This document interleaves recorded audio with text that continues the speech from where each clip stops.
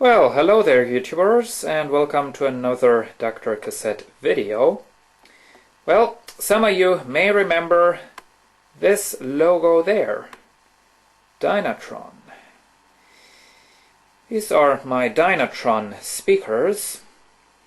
I got those a few years ago from the father of a friend of mine. I fixed his stereo system, which is a huge Sansui stereo system, and well, he gave me these old speakers. They're really nice speakers. They are two-way speakers, but that's about the only thing I can really tell you, because you cannot take off the cloth. I mean, we might be...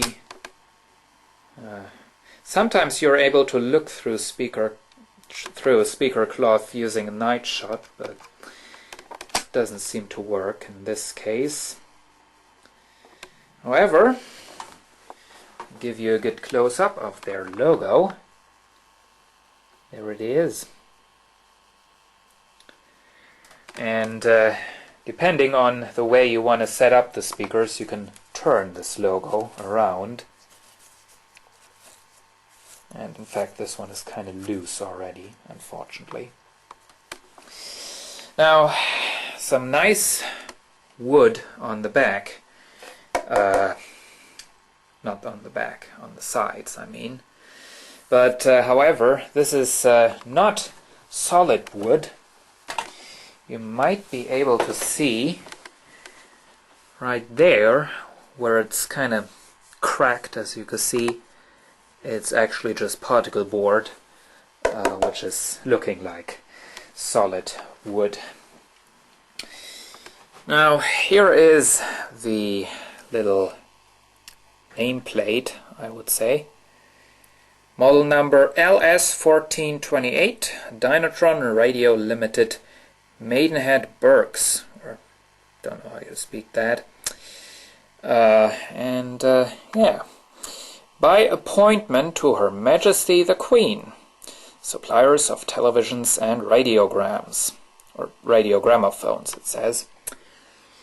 So, yeah, maybe the Queen once owned a pair of these speakers, but, well, I don't think so. However, as you can see, they have these kind of stupid screw-on terminals, where you put the wire in and then you screw on the screw. Now, I absolutely hate these sort of terminals, because the first thing is, if I try to put a wire into there and then screw in the screw, the wire just keeps falling out. And second thing is that you can never be sure. You might get the two wires to touch each other if you don't do it properly. Then, of course, you get a shortcut. Now, I found a way to avoid those problems. As you can see, I put on two wires on the screw terminals, and they have these screw things on their end, so now it's a lot easier to hook up a wire to those speakers. And now I want to tell you how these wires are hooked up to the screw terminals. The first step, of course, is to take a wire. It won't work without a wire. You remove the insulation, long bit of the insulation. There we go. Insulation is gone. Then, of course, you put all the little wires together a little bit so that you don't get a mess. And then you put some solder on the wire so that all the single wires won't come apart anymore. Like that.